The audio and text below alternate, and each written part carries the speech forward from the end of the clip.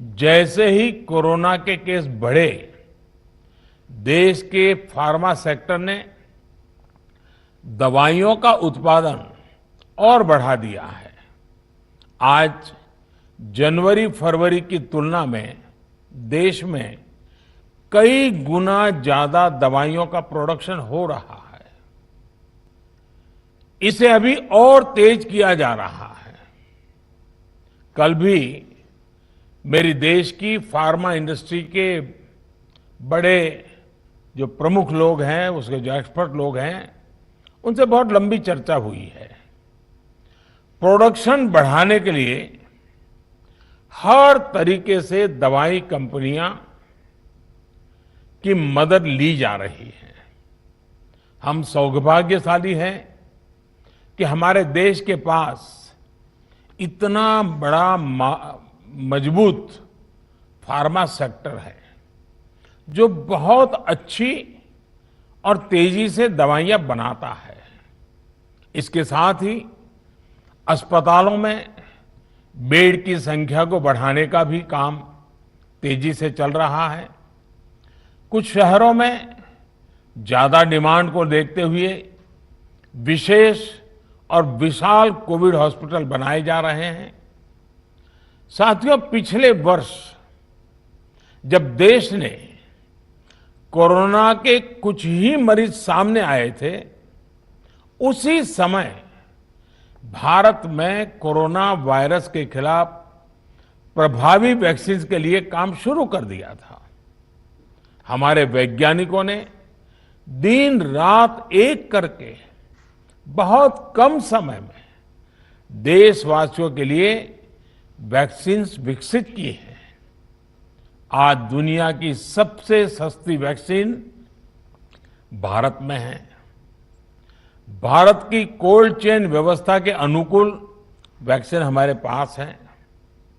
इस प्रयास में हमारे प्राइवेट सेक्टर ने इनोवेशन और एंटरप्राइज की भावना का बेहतरीन प्रदर्शन किया है।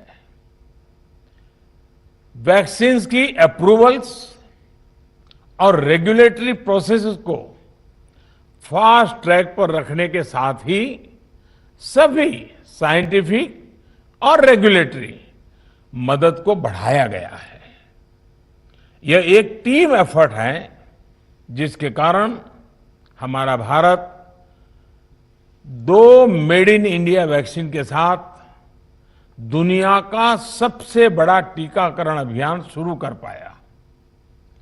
टीकाकरण के पहले चरण से ही गति के साथ ही इस बात पर जोर दिया गया कि ज्यादा से ज्यादा क्षेत्रों तक, जरूरतमंद लोगों तक वैक्सीन पहुंचे। दुनिया में सबसे तेजी से भारत में पहले 10 करोड़, फिर 11 करोड़ और अब 12 करोड़ वैक्सीन डोज दिए गए हैं। आज कोरोना से इस लड़ाई में हमें हौसला मिलता है कि हमारे health care workers, frontline corona warriors और सीनियर सिटीजन्स के एक बड़े हिस्से को वैक्सीन का लाभ मिल चुका है। साथियों, कल ही वैक्सीन को लेकर हुए एक और अहम फैसला भी हमने किया है। 1 मई के बाद से 18 वर्ष के ऊपर के किसी भी व्यक्ति को वैक्सीनेट किया जा सकेगा। अब भारत में जो वैक्सीन बनेगी उसका आधा हिस्सा सीधे राज्यों और अस्पतालों को भी मिलेगा।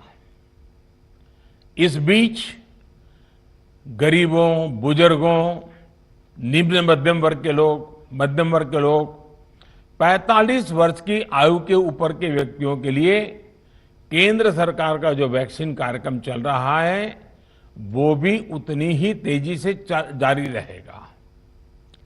पहले की तरह ही सरकारी अस्पतालों में मुफ्त वैक्सीन मिलती रहेगी, जिसका फायदा, जैसा मैंने कहा, हमारे गरीब परिवार हो, हमारे मध्यम वर्ग, निम्न मध्यम वर्ग के परिवार हो, वो उनका लाभ उठा सकेंगे। साथियों, हम सभी का प्रयास जीवन बचाने के लिए है, और जीवन बचाने के लिए तो है ही, प्रयास से भी ये है कि आर्थिक गतिविधियां